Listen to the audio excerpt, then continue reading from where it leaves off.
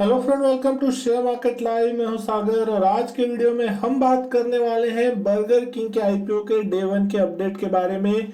जिस तरीके से बर्गर किंग के आईपीओ को डे वन में अच्छा खासा रिस्पांस रिटेल की तरफ से मिलता हुआ दिखाई दे रहा है, कहीं ना कहीं ये सब्सक्रिप्शन जो होगा दोस्तों बहुत ही ओवर सब्सक्राइब आपको होता हुआ दिखाई देगा नियर फ्यूचर में। जिस तरीके से डे थ्री की अपडेट आएगी, यहाँ पे रिटेल का जो रुझान है वो बहुत ही जबरदस्त, क्योंकि सबसे बड़ा कारण ये है कि यहाँ पे जो रिटेल कोटा रखा गया है सिर्फ और सिर्फ 10 करोड़ का। जिस तरीके से आपको पता है कि ये आईपीओ 2 से 4 तारीख के बीच खोल रहा है और जो इसकी प्राइस बैंड रखी गई है वो बहुत ही जबरदस्त तरीके में रखी गई है, 59 से 60 रुपए और 250 शेयरों का जो इसका लॉट है। और जो टोटल कंपनी 810 करोड़ रुपए जुटाने की योजना यहाँ पे बना रही है, तो सिर्फ और सिर्फ 81 करोड़ रुपीस की जो वैल्यू है वो ही यहाँ पे जो रिटेल इन्वेस्टर है उनके लिए आपको मिलती हुई दिखाई दे रही है। यानी कि उनके पास कोई ज्यादा रूम है नहीं तो ऑलमोस्ट 35% हिस्सा अगर रिटेल इन्वेस्टर्स के लिए यहाँ पे होता तो एक अच्छी खासी वैल्यू उनको मिलती। लेकिन यहाँ पे कंपनी रिटेल इन्वेस्टर्स के हाथ में बहुत ही कम जो सप्लाई है वो देना चाहती है और सबसे ज्यादा हिस्सा जो मिलेगा यहाँ पे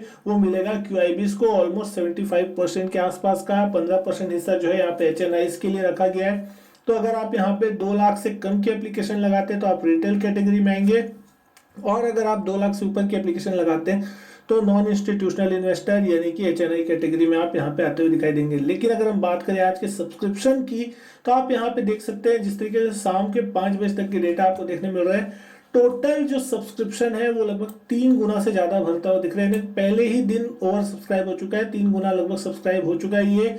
और रिटेल हिस्सा जो है दोस्तों यहाँ पे लगभग 15.5 गुना जो है पहले ही दिन सब्सक्राइब होता हुआ दिख रहा है। यानी कि यहाँ पे अगर पहले दिन 15 गुना सब्सक्रिप्शन आता दिख रहा है, नॉन इंस्टीट्यूशनल इन्वेस्टर्स का जो हिस्सा है वो आप देखोगे लगभग 0.71 टाइम्स, यानी कि लगभग कल तक तो ये आराम से भर जाएगा। क्यूआईबी हिस्सा भी जो है 0.17 टाइम्स भरता हुआ दिखा है, तो ये लास्ट दिन ही क्यूआईबी आएंगे अपना भरने के लिए।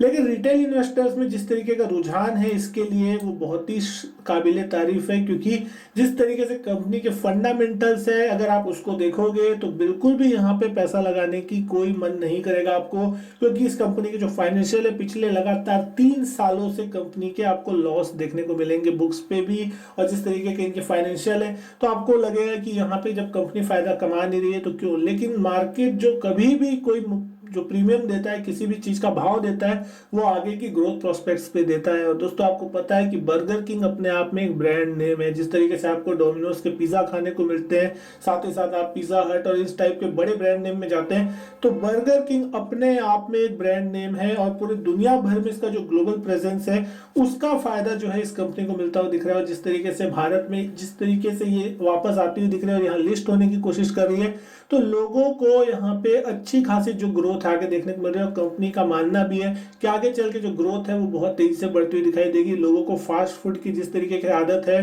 बर्गर पिज्जा और जिस तरीके फ्रेंच फ्राइज ये सब खाने पीने की, तो वो चीज जो है इस कंपनी को आगे चल के बहुत ही तगड़ा रिस्पांस देती हुई दिखाई देगी। और उसी के ऊपर अगर आप यहाँ पे आज के समय बैठ करते हैं तो एफएमसीजी सेक्टर, कंजप्शन सेक्टर में जिस तरीके की डिमांड और जिस तरीके का वैल्यूएशन मिलता है, तो उसके मुकाबले ये जो है थोड़ी सस्ते वैल्यूएशन पे है। तो कहीं ना कहीं आपको अच्छे खासे लिस्टिंग गेन की भी जो संभावना है वहां पे अभी आपको बनती हुई दिख रही है, क्योंकि ग्रे मार्केट जब से इसका एक्टिवेट होता हुआ दिखाई दिया तो यहाँ पे लगभग आपको 30 से 40% का रिटर्न शो करता हुआ दिखाई दे रहा है। आप यहाँ पे इसके पीयर से भी अगर इसको कंपेयर करने की कोशिश करोगे तो जो सबसे बड़ा पीयर है जुबिलेंट फूड का, यहाँ पे आप देख सकते हो मार्केट कैप उसकी लगभग 33,000 करोड़ से ऊपर की है और उसको पी जो मल्टीपल मिलता है वो लगभग 259 का मिलता है। इंडस्ट्री पी भी ऑलमोस्ट 71 के आसपास है।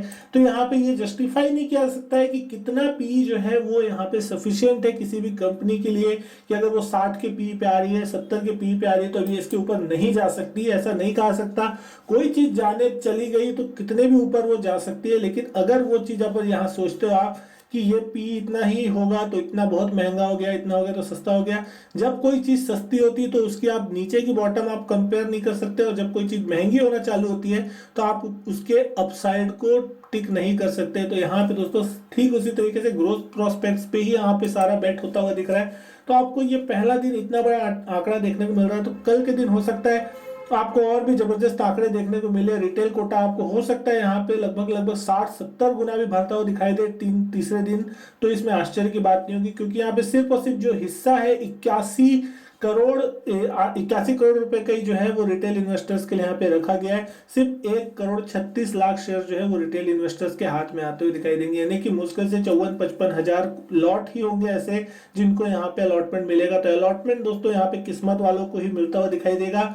और अगर हम बात करते हैं अब यहाँ पे ग्रे मार्केट प्राइस की, तो आज के दिन यानी कि 2 दिसंबर जिस दिन आईपीओ खुला, यहाँ पे ग्रे मार्केट की प्रीमियम जो है बढ़ के 30 रुपए के आसपास यानी कि ऑलमोस्ट 50% का जो रिटर्न है आज के दिन शो कर रहा है ग्रे मार्केट प्राइस की। अगर आप यहाँ पे लिस्टिंग आज ही के दिन हो जाती तो 30 रुपए का प्राइस जो है आपको सीधा सीधा रिटर्न के रूप में देखने को मिलता है, यानी 60 रुपए का भाव सीधा 90 रुपए हो जाता है। तो 50% पैसा जो है आज ही के दिन बनता है, यानी 7,500 रुपए का शुद्ध रिटर्न है।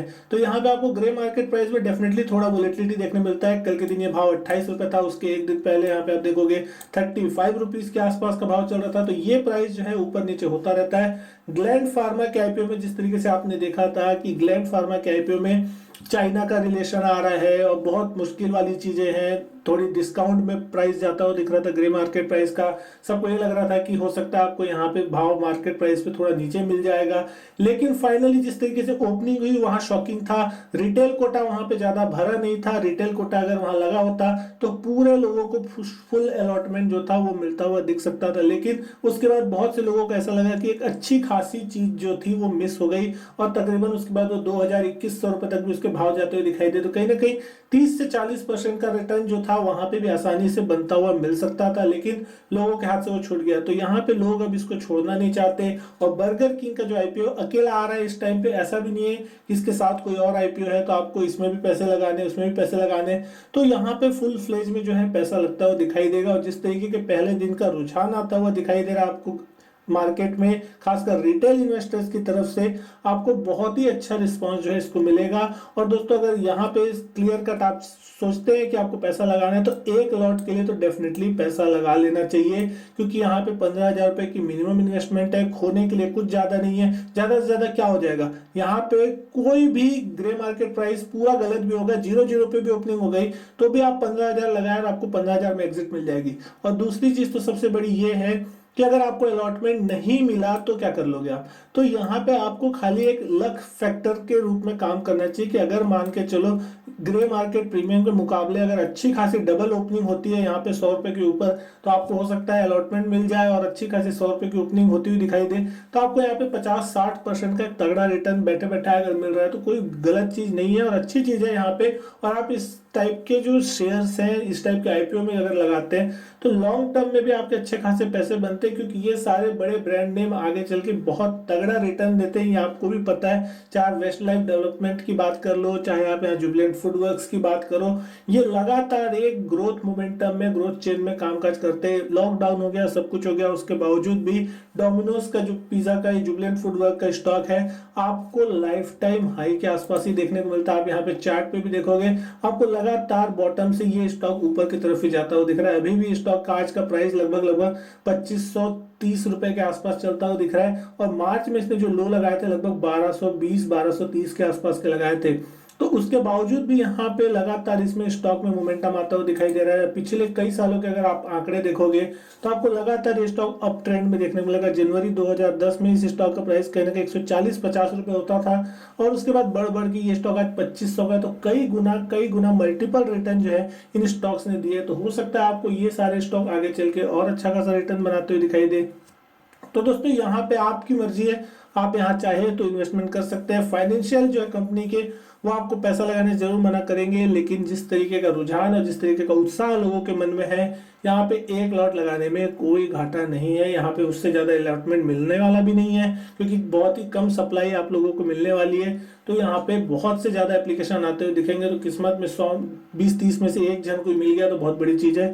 तो दोस्तों मैं उम्मीद करता हूँ आपको वीडियो जो है पसंद आई होगी। वीडियो अच्छी लगी हो तो वीडियो को लाइक कीजिएगा, शेयर कीजिएगा अपने दोस्तों के साथ। चैनल को सब्सक्राइब नहीं किया है अभी तक तो चैनल को सब्सक्राइब जरूर कीजिएगा। मैं आपसे मिलता हूँ अपने नेक्स्ट वीडियो में, तब तक के लिए goodbye and thank you.